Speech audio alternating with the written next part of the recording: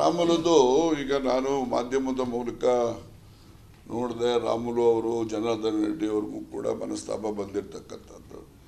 ಅದು ಮನಸ್ತಾಪ ಬರ್ತಕ್ಕಂಥದ್ದಕ್ಕೆ ಜನಾರ್ದನ್ ರೆಡ್ಡಿ ಅವರು ಸಂಡೂರು ಬೈ ಎಲೆಕ್ಷನ್ಗೆ ಬಂಗಾರ ಹನುಮಂತನ ಕ್ಯಾಂಡಿಡೇಟ್ ಮಾಡಿದ್ರು ಅಂತೇಳಿ ಅವ್ರಿಗೆ ಸ್ವಲ್ಪ ಅಸಮಾಧಾನ ಇರಬಹುದು ಅಂತ ನಾನು ಊಹೆ. ಇದು ಬೇರೆ ಬೇರೆ ಅವರವ್ರನ್ನೆಲ್ಲ ಜಂಟಿ ಬಿಸ್ನೆಸ್ಗಳು ಅವು ಇವು ಎಲ್ಲ ಇದ್ದಾವೆ, ಅದೆಲ್ಲರೂ ಬಂದಿರ್ಬೋದು, ಅಥವಾ ಈ ರಾಜಕೀಯದಲ್ಲಿ ಇದರಿಂದಾನು ಬಂದಿರಬಹುದು. ಆದರೆ ಒಂದು ಏನಂದರೆ Ramulu is also A powerful leader of our community. ಅವರು ನಮ್ಮ ಸಮಾಜದಲ್ಲಿ ಒಂದು ಒಳ್ಳೆಯ ಹೆಸರನ್ನು ಗಳಿಸಿದ್ದಂಥವರು.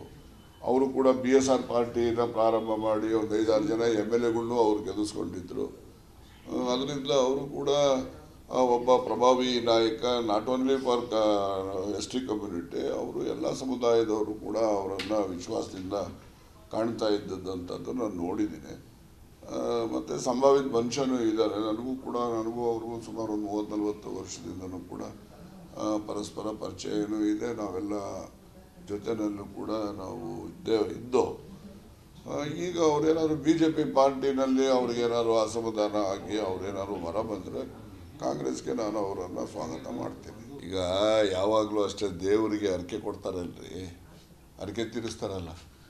ಹರಕೆ ತೀರಿಸೋದೇನಪ್ಪ ಅಂದರೆ ನಿನಗೆ ಕೋಳಿ ಕುರಿ ಕತ್ತರಿಸೋದು, ನಾವು ತಿನ್ನೋದು ದೇವ್ರ ಹೆಸರು ಹೇಳ್ಕೊಂಡು. ಮತ್ತು ಜೊತೆಗೆ ದೇವ್ರಿಗೆ ಹರಕೆ ಕೊಡೋರು ಯಾರಿಗೇನೋ ಕೋಳಿ ಕುರಿಗಳನ್ನೇ ಕೊಡೋದು. ಹುಲಿ ಸಿಂಹ ಕೊಡ್ತಾರ?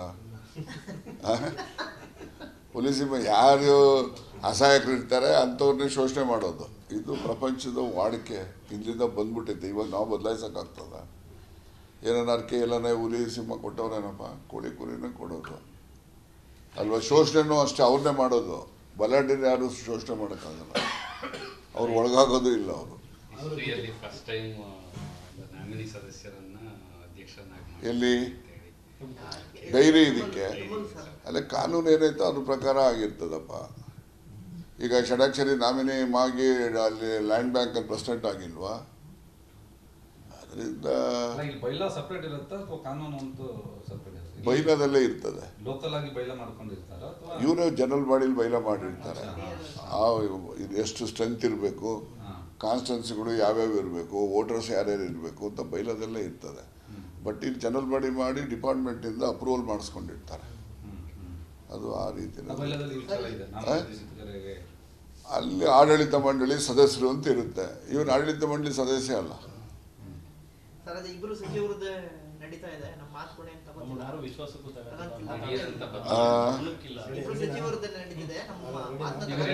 ನಂದೇನೋ ನಡೀತದಪ್ಪ, ಇನ್ನೊಬ್ರದ್ದು ನನಗೆ ಗೊತ್ತಿಲ್ಲ. ನಾನು ನಡೆಸೋನೆ, ಗೊತ್ತಾಯ್ತಾ? ನಾನೇನು ಯಾರನ್ನೇನು ಕೇಳೋದೇನಿಲ್ಲ. ನನಗೇನು ದೇವ್ರು ಸರಿ ಬುದ್ಧಿ ಕೊಡ್ತಾನೆ ಅದನ್ನು ನಾನು ಮಾಡೋನು ಅಲ್ವಾ?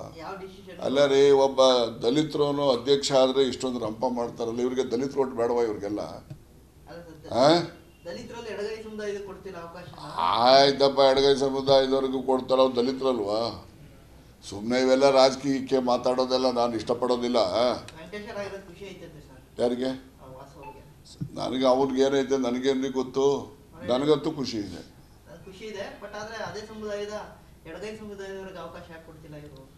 ಹೌದಾ? ಬಿಟ್ಕೊಳ್ಳಿ ಹೇಳಿ, ಅಸೆಂಬ್ಲಿಗೆ ನಿಲ್ಸೋಣ ಎಡಗೈ ಸಮುದಾಯದವ್ರಿಗೆ. 8 ಜನ ಏನು ಇದ್ವಿ, ಒಬ್ರಿಗೆ ಅವಕಾಶ ಕೊಟ್ಟಿಲ್ಲ ಅಂತ ಬರ್ಕೊಂಡಿದ್ದಾರೆ, ಸಾಮಾಜಿಕ ಜಾಲತಾಣದಲ್ಲಿ ಬರ್ಕೊಂಡಿದ್ದಾರೆ. ನೋಡಿ, ಹಂಗಿದ್ಮೇಲೆ ಇಲ್ಲಿ ಸಿದ್ದರಾಮಯ್ಯನವ್ರು ಚೀಫ್ ಮಿನಿಸ್ಟರ್ ಆಗೋರಪ್ಪ. ಎಷ್ಟವ್ರೆ ಕುರುಬರು, ಒಕ್ಕಲಿಗರು ಎಷ್ಟವ್ರೆ, ಲಿಂಗಾಯತ ಎಷ್ಟವ್ರೆ? ಮತ್ತು ಯಾಕೆ ಮಾಡೋರು ಇವರು ಚೀಫ್ ಮಿನಿಸ್ಟರ್ನ? ಮತ್ತು ಹಂಗೆ ಮಾಡ್ಕೋಬೇಕಾಗಿತ್ತಲ್ಲ.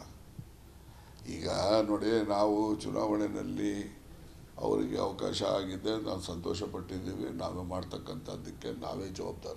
ನಾವು ಸುಮ್ಮನೆ ಯಾರನ್ನೋ ಮೇಲೆ ಹೇಳೋಕ್ಕೆ ಹೋಗಲ್ಲ.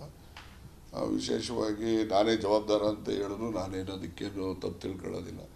ಆದರೂ ಕೂಡ ಜಿಲ್ಲೆಯಲ್ಲಿ ಒಂದು ನಿರ್ಣಯ ಮಾಡುವಾಗ ನಾನು ಪರಮೇಶ್ ಇಬ್ಬರೇ ಮಾಡಲಿಕ್ಕೂ ಸಾಧ್ಯ ಇಲ್ಲ. ನಾನು ಡಾಕ್ಟರ್ ಪರಮೇಶು ಮುಖ್ಯಮಂತ್ರಿಗಳ ಜೊತೆ ಚರ್ಚೆ ಮಾಡಿ ಅಂತಿಮವಾಗಿ ಒಂದು ಅಭಿಪ್ರಾಯಕ್ಕೆ ಬಂದಿರ್ತೀವಿ, ಗೊತ್ತಾಯ್ತಾ? ನಾವು ಈ ರೀತಿ ಮಾಡಬೇಕು ಅಂತೇಳಿ ಮುಖ್ಯಮಂತ್ರಿಗಳ ಗಮನಕ್ಕೆ ತಂದಾಗ ಮುಖ್ಯಮಂತ್ರಿಗಳು ಆಯ್ತಪ್ಪ, ನಿಮ್ಮ ಜಿಲ್ಲೆದು ನೀವು ಕೂತ್ಕೊಂಡು ತೀರ್ಮಾನ ಮಾಡ್ಕೊಳ್ಳಿ ಅಂತ ಅವ್ರು ಹೇಳಿದರೆ, ನಾವು ಅವಕಾಶ ಕೊಟ್ಮೇಲೆ ನಾವು ಕೂತ್ಕೊಂಡು ತೀರ್ಮಾನ ಮಾಡ್ತೀವಿ. ಹೌದು, ಬೇರೆ ಏನಿದೆ? ಹೌದು.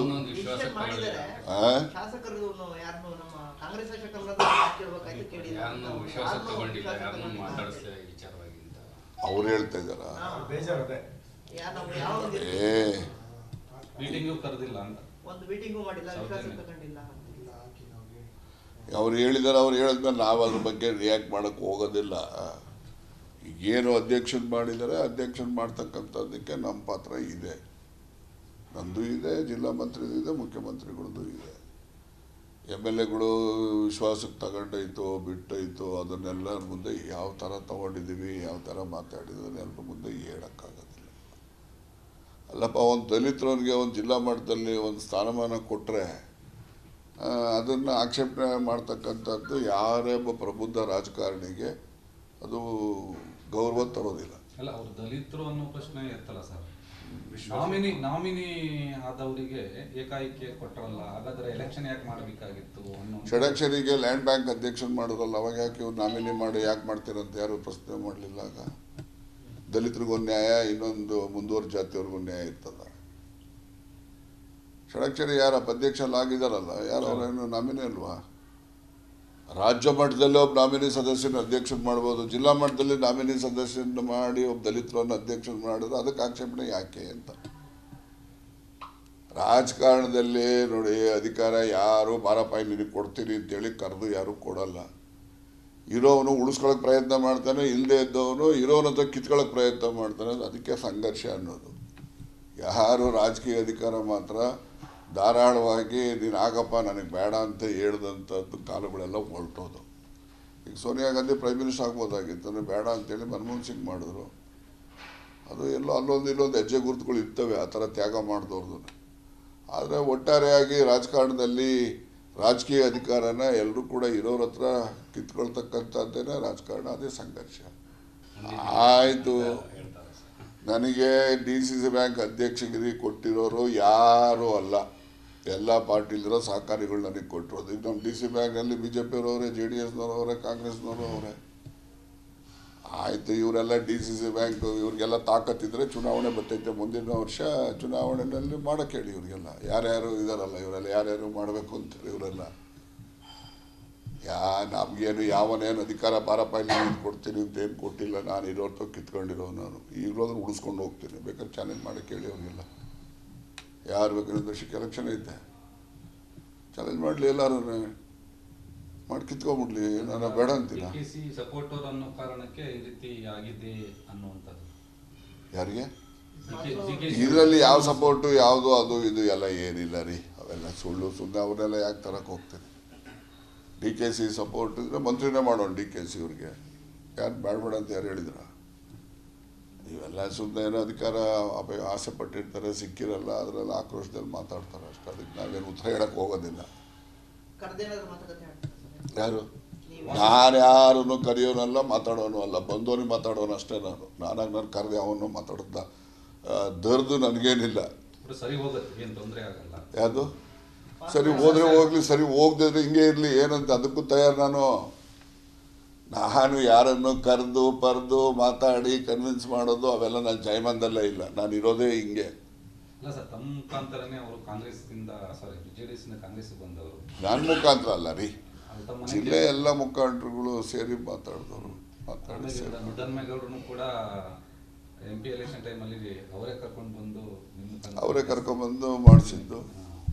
ಆಯ್ತು, ಈಗ ಹಳೆಯ ಕಥೆಗಳ್ದೆಲ್ಲ ನಡೀತಾ ಆ ಸಂದರ್ಭದಲ್ಲಿ ಏನೇನು ಯಾವ ಸರಿ ಅಂತ ಇರ್ತದೋ ಅದು ನಡ್ಕೊಂಡು ಹೋಗ್ತವೆ. ಮುಂದೇನೂ ಅಷ್ಟೇ, ನಾವು ಯಾರನ್ನು ಕರೆದು ಮಾತಾಡಿ ಅವ್ರಿಗೆ ಸಮಾಧಾನ ಮಾಡೋದು, ಇನ್ನೊಬ್ರು ದ್ವೇಷ ಮಾಡೋದು ಅಂತ ಏನಿಲ್ಲ. ನಾವಿರೋದೇ ಹಿಂಗೆ, ಗೊತ್ತಾಯ್ತಾ? ಅಯ್ಯೋ, ಸುರೇಶ್ ಗೌಡನೇ ಕಾಂಗ್ರೆಸ್ ಬರೋಕ್ಕೆ ರೆಡಿಯಾಗಿ ಕೂತಿದ್ದ.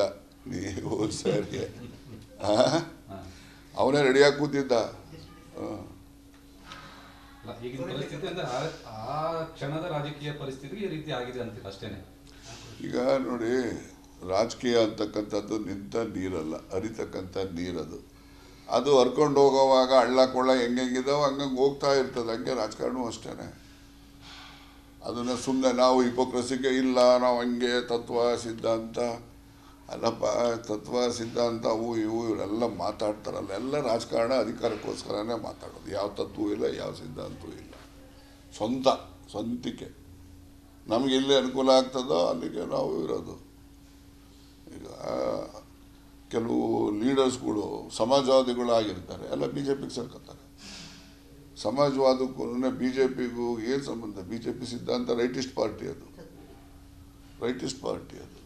ಇವರು ಸಮಾಜವಾದಿಗಳು ಲೆಫ್ಟಿಸ್ಟ್, ಇವ್ರುಗಳು ಸ್ವಾರ್ಥಕ್ಕೋಸ್ಕರ ಹೋಗಿ ಅಲ್ಲಿ ಸೇರ್ಕೊಂಡ್ಬಿಡ್ತು. ಎಷ್ಟು ಜನ ಲೀಡರ್ಗಳು ಅವ್ರ ಹೆಸರುಗಳು ಹೇಳಬೇಕು ಅಂತ ಹೇಳ್ಬಲ್ಲೆ, ನಾನು ಹೇಳೋಕ್ಕೆ ಹೋಗಲ್ಲ ಅಷ್ಟೇ, ನೀವೇ ತಿಳ್ಕೊಳ್ಳಿ.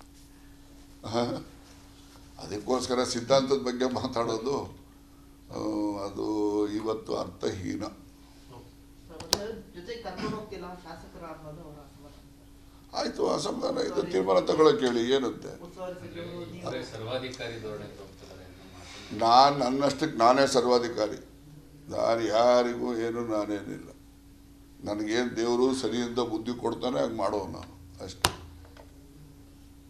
ನಮಗೆ ಗೊತ್ತಿದ್ದು ಮತ್ತು ನಮ್ಮ ಜೊತೆ ಯಾಕಿರಬೇಕು, ನಮ್ಮ ಸಹವಾಸ ಯಾಕೆ ಮಾಡಬೇಕು? ಅದರಿಂದ ನಾನು ನೋಡಿ, ವಿಶ್ವಾಸದಲ್ಲಿ ಬಂದಾಗ ಗೌರವ, ಇಲ್ಲ ಅಂದಾಗ ನಾನು ಗೌರವ ಕೊಡೋ ಅಗತ್ಯತೆ ನನಗೇನಿಲ್ಲ. ಬೇರೆಯವರು ಅಷ್ಟೇ, ಅವರು ನನಗೇನು ಗೌರವ ಕೊಡಬೇಕು ಅಂತೇಳಿ ನಾನು ನಿರೀಕ್ಷೆ ಏನು ಮಾಡೋದಿಲ್ಲ. ಅದು ಅವ್ರಿಗೆ ಸೇರಿದ್ದು, ಅವ್ರ ಸ್ವಂತ ಸೇರಿದ್ದು. ನಮ್ಮದು ನಾವು ನಡೆಯೋದು ಈ ಥರ. ಏನು ಅಲ್ಲಪ್ಪ, ನನಗೂ ಈಗ ನಾನು ನಮ್ಮ ಹುಡುಗನ ಮಾಡ್ಬೋದಾಗಿತ್ತು. ಹಂಗಿದ್ರೆ ಇವನಿಗೆ ನಾಮಿನೇಟ್ ಮಾಡಿ ಇವನ್ನೇ ಅಧ್ಯಕ್ಷನ ಮಾಡ್ಬೋದಾಗಿತ್ತು. ಯಾರವರ ನಾಗೇಶ್ ಬಾಬುಗೂ ಮಾಡ್ತೀನೋ ಬಿಡ್ತೀನೋ ಬಂದು ಹೇಳ್ಬೇಕಾಗಿತ್ತು. ಈಗ ನಾನು ನನ್ನ ಮಗನ ನಾಮಿನೇಟ್ ಮಾಡ್ಬೋದಾಗಿತ್ತು. ಆ ರೀತಿಯಲ್ಲಿ ನನ್ನದು ಅಧಿಕಾರ ಕೇಂದ್ರೀಕೃತ ಆಗಬೇಕು ಅಂತಕ್ಕಂಥ ಅಪೇಕ್ಷೆ ಇದ್ದರೆ ಮಾಡ್ತಾಯಿದ್ದೆ. ನಾನೊಬ್ಬ ಶಾಸಕ ಇದ್ದಾನೆ, ಇರಲಿ ಪಾಪ, ಅವ್ರಿಗೆ ಒಂದು ಅವಕಾಶ, ಒಂದು ಅಧಿಕಾರ ಇರಲಿ ಅಂತ. ಅದು ನಾನು ಒಬ್ಬಂದೇ ತೀರ್ಮಾನ ಅಲ್ಲ, ಎಲ್ಲ ಸೇರಿ ತೀರ್ಮಾನ ಮಾಡಿರೋದು.